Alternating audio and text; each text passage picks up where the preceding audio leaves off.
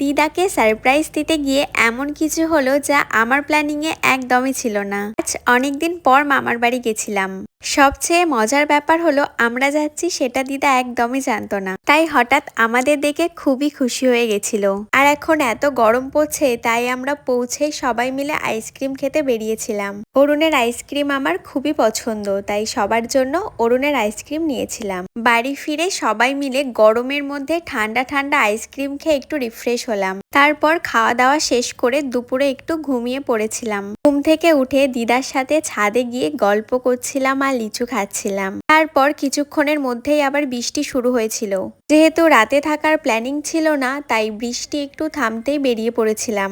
বাড়ি ফেরার আগে পাশের একটা দোকান থেকে সবার জন্য এগরোল নিয়ে নিলাম। কিন্তু বাড়ি ফিরে দেখি পুরো এলাকায় কারেন্ট নেই। কারেন্ট আসতে বেশ দেরি হয়েছিল, আর ততক্ষণে এগরোলগুলো পুরো ঠান্ডা হয়ে যায়, তাই খেতে আর তেমন একটা ভালো লাগেনি।